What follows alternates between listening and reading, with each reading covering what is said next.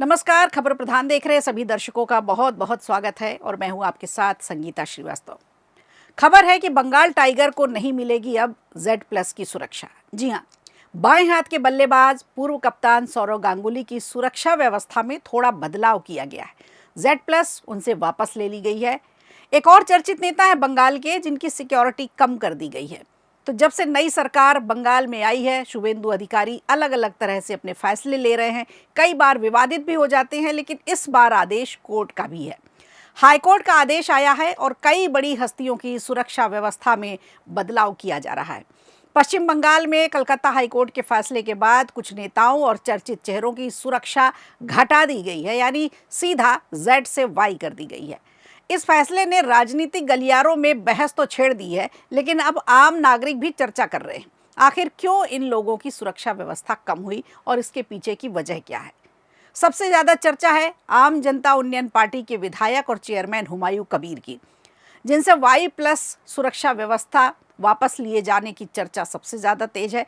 इसके साथ ही पूर्व क्रिकेटर सौरव गांगुली की सुरक्षा श्रेणी भी कम कर दी गई है, यानी Z से उन्हें Y पर शिफ्ट कर दिया गया है। इसके अलावा पश्चिम बंगाल के 41 भाजपा उम्मीदवार ऐसे हैं, इसके अलावा कुछ और लोग भी ऐसे हैं जिनकी केंद्रीय सुरक्षा हटा दी गई है। सुरक्षा हटाए जाने के बाद हुमायूं कबीर ने इस पर ऑब्जेक्शन जताया है। उन्होंने कहा है कि हमारी जान को खतरा है और फिर से सुरक्षा वापस लेने के लिए वो केंद्र सरकार से और राज्य सरकार से गुहार लगाएंगे। उनका कहना है कि उनकी जान पर कई तरह के खतरे हैं, इसलिए वो दोनों सरकारों से, यानी केंद्र सरकार से भी और राज्य सरकार से भी पत्र लिखकर सुरक्षा वापस देने की अपील करेंगे। हुमायूं कबीर ने यह भी कहा कि 41 भाजपा नेता और अन्य लोगों की सुरक्षा वापस लेने का आदेश जारी किया गया है, लेकिन कुछ नेताओं की सुरक्षा अभी भी जारी है। इस वजह से उन्होंने अपनी सुरक्षा को लेकर चिंता भी जताई है और सवाल भी खड़े किए हैं।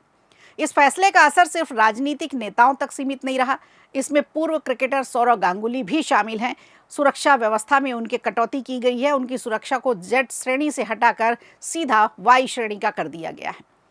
अगर गांगुली की सुरक्षा व्यवस्था की बात करें तो मई 2023 तक उन्हें Y श्रेणी की सुरक्षा व्यवस्था दी गई थी।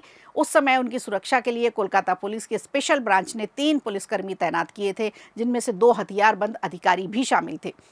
उनके घर पर भी अतिरिक्त सुरक्षा व्यवस्था मौजूद थी। इसके बाद मई 2023 में राज्य सरकार ने उनकी सुरक्षा बढ़ाकर Z+ श्रेणी की सुरक्षा कर दी और सुरक्षा बढ़ने के बाद उनके व्यक्तिगत सुरक्षा में लगे जो अधिकारी थे, उनकी संख्या 8 से बढ़ाकर 10 तक कर दी गई।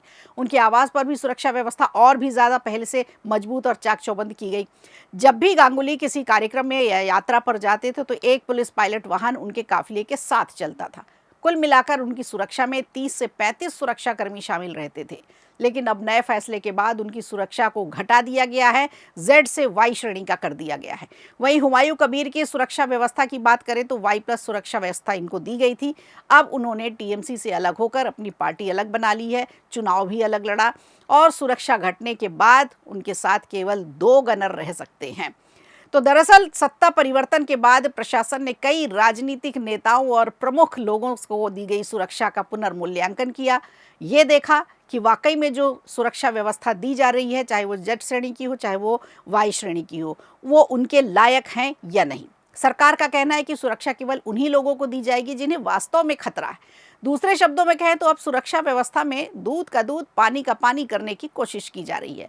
फिलहाल इस फैसले ने पश्चिम बंगाल की राजनीति में नई बहस जरूर छेड़ दी है।